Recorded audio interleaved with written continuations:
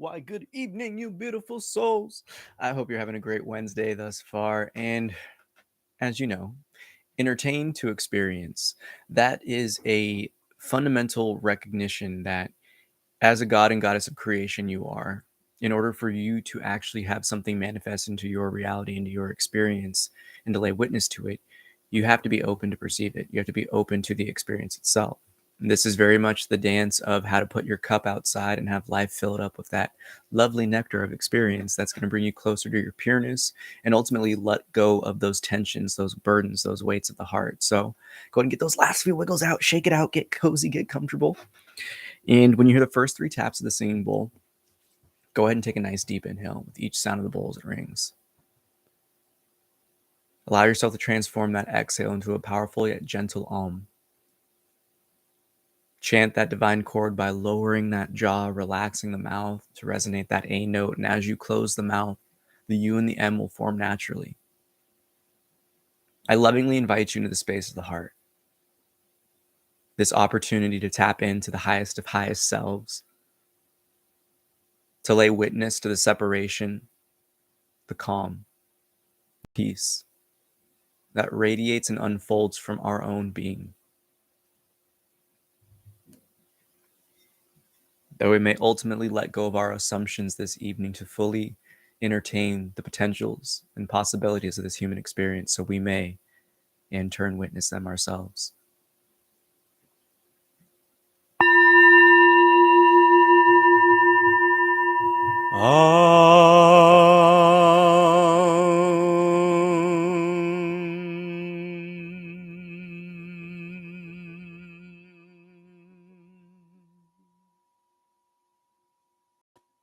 It's here in this moment that we let go of the fundamental assumption bestowed upon us at birth that we are this body, this fleshly vehicle, and instead begin to entertain as we lay witness to experience unfold as that window of awareness, that silent observer.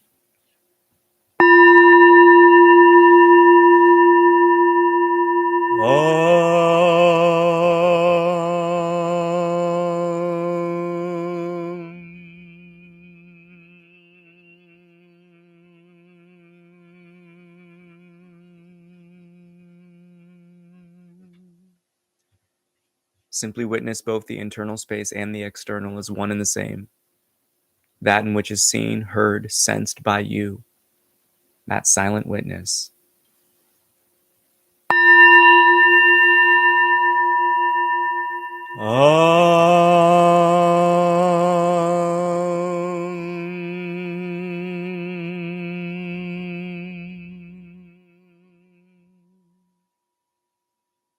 When you hear the final tap of the singing bowl, shift your attention again to that sound of the ringing as it fades into silence. So too allow your own recognition and attention internally to shift towards that calm, that quiet, that space in between the internal chatter, the mental and emotional happenings, and the physical sensations.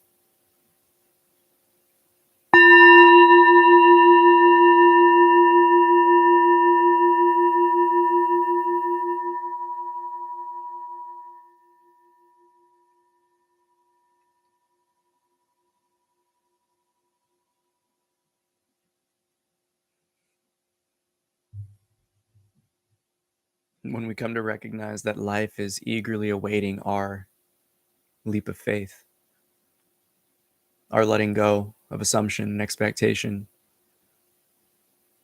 and that it's teeming at the experience, the potential for us to simply witness ourselves. And the power, the abilities, the potential of our experience goes beyond the imagination because our current understanding of what we are as a society, as a civilization, as a species is capped. It's limited. Only those peaks behind the veil, only that process of ascension and unfoldment do we come to recognize the divine nature of this experience. And the beauty of such a dance, the witnessing of our own creation, is the sense that we have to look within our own heart. We have to look at our own self-made hurdles, obstacles, limitations. Because fundamentally, life is eagerly wanting, seeking, and cheering for your success, your accomplishment, your beauty. But we can only experience such magic when we are willing to entertain it, when we are willing to put ourselves out there, to shine our heart courageously and take a step out into the world.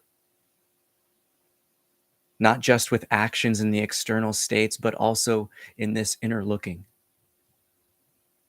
For fundamentally, the walls of perception that blind us originate from within. We must look at our own awareness, our own sense of self, to fully see where we are capping our own experience. Such stunted growth in any aspect of nature dies.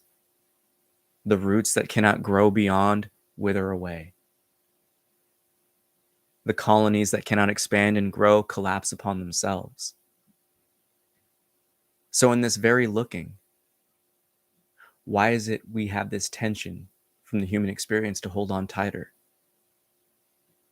To put on the blinders and stay in the lane in which we've known and feel the most comfortable and content with? In order to bestow ourselves with the gift of entertaining, we must first recognize where we are holding ourselves in servitude and bondage. Such slavery of the mind, servitude of the heart, and as many experience in this realm, the bodily addictions that bind us to the external. So what is it intangible within your own experience that you hold yourself to?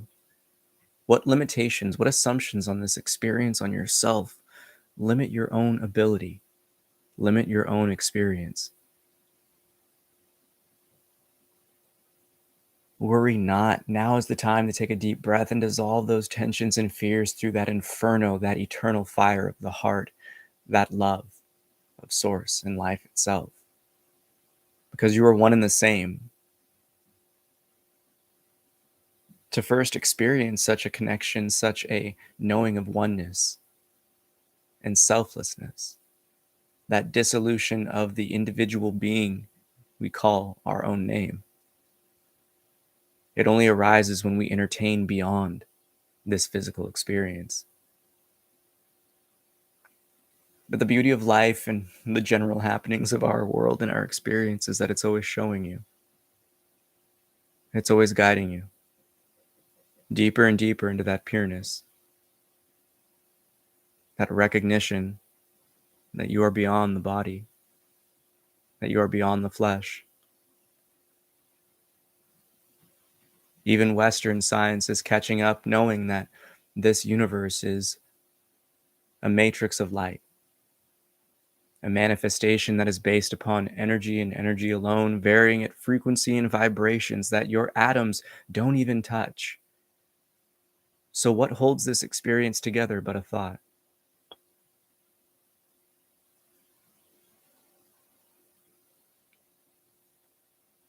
What happens when you begin to entertain such a physicality in this sense of energetic fluidity, this etheric ocean of vitality? Simply apply such a question to your own experience. Observe the inner and the outer through this lens of perception to entertain. And with that spotlight of awareness, paying special attention to the magic and ethereal nature and dance of life, you grace yourself with the opportunity to finally witness it. Entering into that highest state of knowing, experiential knowledge, and what has been seen and experienced cannot be unseen and unobserved. But what holds you back? What thoughts distract you? What emotions pull at you? What addictions bind you? Look within your experience and come to recognize you are the creator of it. And that is one of the hardest aspects of this process of ascension. Is it takes discipline, it takes consistency, it takes letting go to finally get to a point of recognition and seeing. But once we know our position in the play, the game is up to us. No one creates the rules but you. Allow your heart, that knowing of the soul, to guide you, and let go of all assumption. Let go of all assurance, as conflated as it is, that you know something. And come to simply embrace everything as the magic it is, like we did when we were children. Simply being enamored by the magic that is life. And that is the beauty of such recognitions of being willing, being open. Is that only when we let go of these judgments and assumptions that we know are we finally open to receive true knowledge, to witness real truth of this reality and human experience.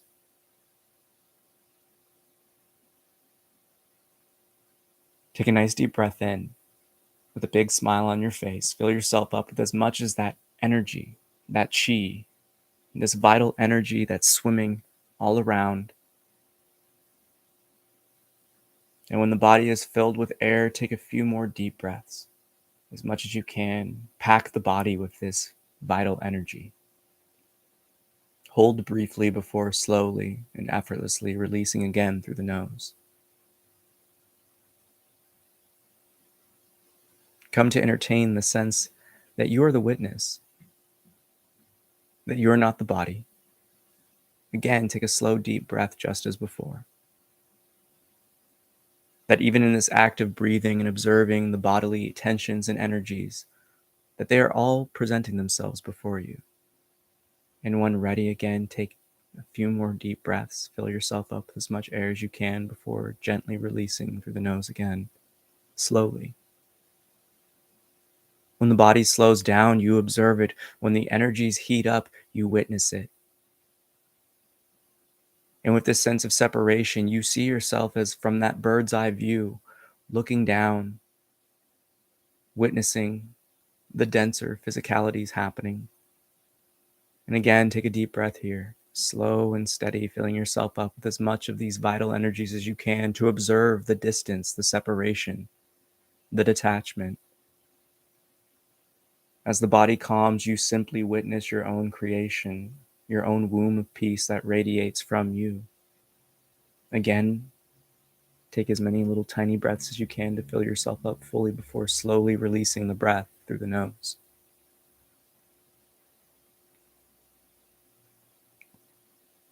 Come to entertain that you are the witness. You are not anything in which you see.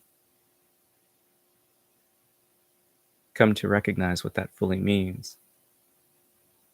By understanding that you are a window of awareness just as I am a window of awareness, and all life here is a window of awareness. A play of itself. For the same primordial energy, the essence behind each and every gaze, the ground of being in which your sense of self and I stands upon, is the ground of beingness. It is that sense of isness, of amness, that sense of self. And it is one and the same in this grand play. But are you willing to entertain seeing each and every being, every object, as an extension of you? Can you look at someone in the eyes and reach out to their heart as if you're looking at yourself in the mirror, telling yourself you love yourself?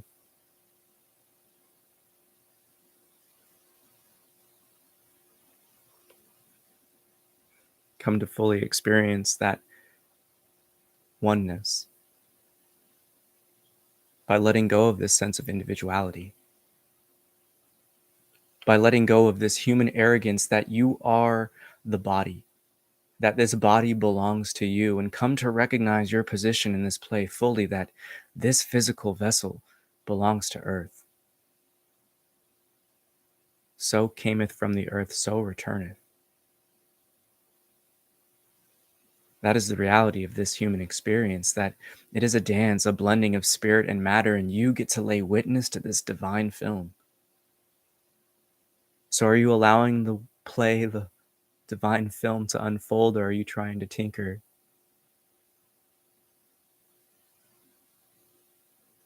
We must let go of all assumptions. Only then can we witness the truth. For that is love, openness, the willingness to simply allow whatever needs to unfold to express itself. What happens when you are willing to entertain that life is the greatest teacher, that every experience is grace? How does that change the way we reflect and look within our own experience? How do we handle the tragedies, the chaos, the suffering in the moment when we remind ourselves that everything is a divine lesson?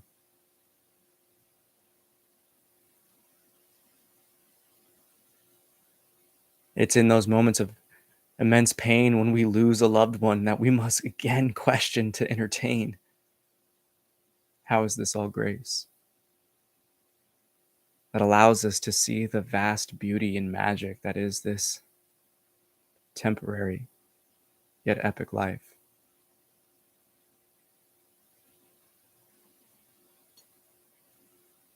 In order to experience any magic in life, we must be willing to entertain it. For those that seek liberation and enlightenment, you must, and it is emphasized, you must have the confidence in knowing that you are worthy, that you will,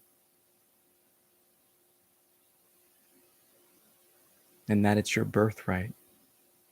And you've always been intended, and have always been walking towards that path of liberation. That aspect of enlightenment, to reawaken the flame of your heart and knowing. That pureness, that truth, that peace. Mm.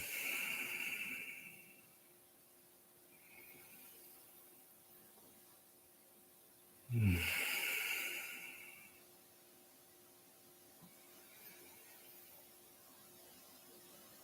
Mm. Come to understand that you are beyond the flesh. Be willing to entertain it, to experience and witness it.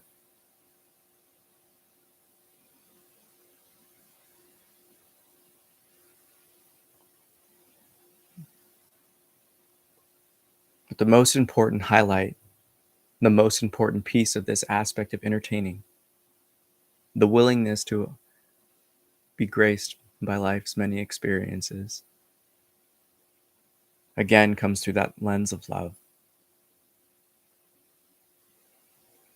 For it's love that allows us to fully let go of all assumption.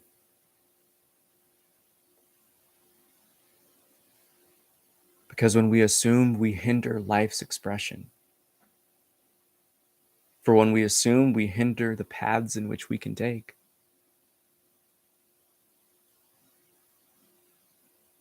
Life is a river naturally guiding us towards the destination of this vast ocean of oneness. But the more that we think that we have some position to take a raft rather than to simply float down the stream is one of the most fundamental delusions of this experience.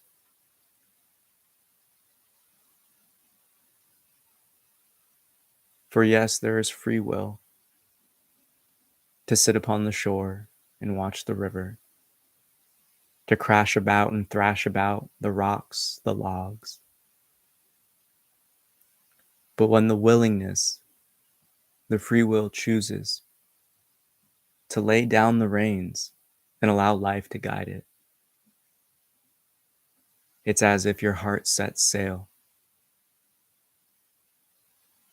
And that is the beauty of this experience, for when we are willing to entertain this concept of trust in life, It's as if we return home from a long day of school and work to the warmth and love of our mothers, of our parents. For the trust in life is that return to what birth does, to that which has always been nurturing us. And it's that still knowing in the heart that everything will be okay.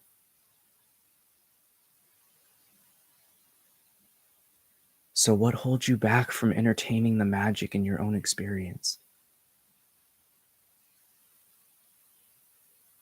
And why not let it go?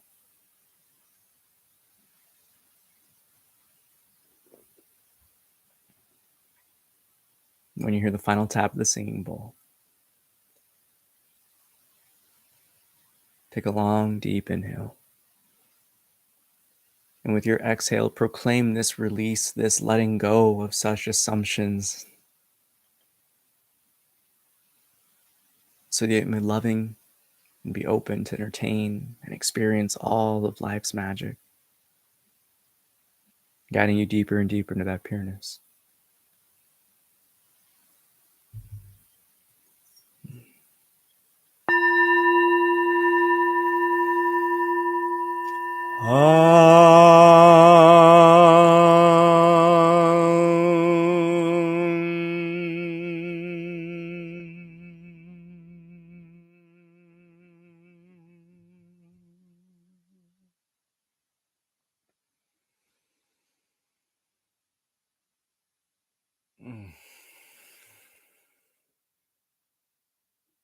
Namaste.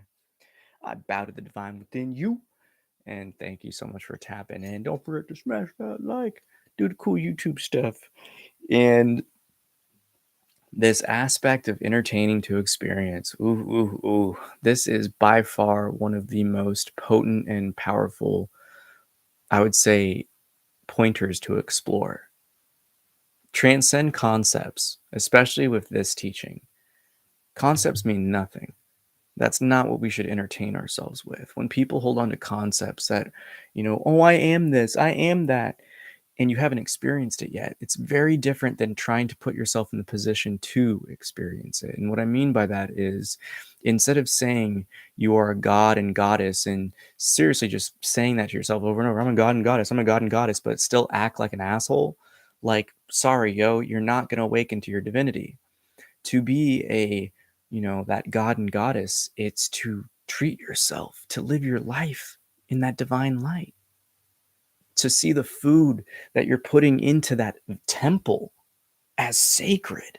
It's that intentional, or as many people think and kind of misconceive, it's that tantric aspect. No, it's really just intentional living. It's recognizing that you create your experience, that you have a play in it. That's how you kind of tap in. That's how you entertain the God goddess aspect, that you see every act you do as an act of really grace, holding the door open for someone, seeing everyone else as that God and goddess, treating them in that divine nature, treating yourself in that divine light. When you notice the mind going down old patterns and habits, it's to remind yourself that that is a lesser version of who you are as the goddess and God you are today. Oh, there's so much potential with this ability to love yourself, to love experience, where you can be open enough to literally lay witness to speechless things that will blow your mind.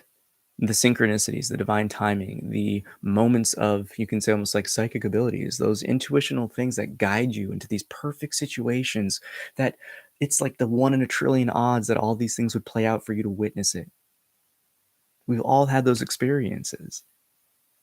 And that's only allowing itself to unfold more and more and more when we lean into life. Being able to let go of the conditionings comes from entertaining your life without them. And that is probably one of the biggest things of victimhood that is the greatest trap, is that it's the ultimate form of self-sabotage, because when we remain the victim, we ignore all aspects of ourselves being the solution. So to live a life of peace and love and happiness, recognize that you are the one that pivots everything. And when you listen to the heart, when you allow yourself to not listen to the mind, to recognize that you are the observer of everything, again, the separation occurs.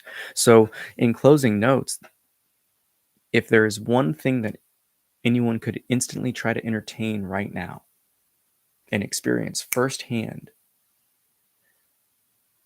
I would say the detachment of this physical identification of victimhood. It's to stop listening and entertaining any story in your head. See everything internally just as the same as you witness things externally.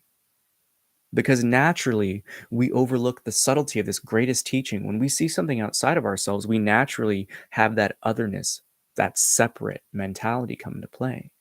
It's the lens of the ego that is created from this physical individuality. But when we apply that same sense of separation to the internal experience, this is where we take a step back from the step back and begin to see the entirety of the play that is the human experience from a position of the silent observer, that sense of self. So, again, the sense of me that we all experience, it never goes away, but it transforms that depth of it. It goes from this person, this fleshly body, to this universal oneness that you are life itself. And then it transcends that in its entirety because there's layers to this experience. And that's where stuff gets crazy because it's the same thing, but it's just stacked. That's the beauty of this inner looking, is that it's never ending. It's never ending. And when you think that you've made it, again, you've capped your experience. That's the wildness of it, yo. Like, it's a beautiful journey and dance, but that's where we have to come to recognize the journey of this unfoldment never stops, and it's not supposed to. And that's okay, because there's always more that we can come to realize about ourselves, because we are the infinite, we are the divine.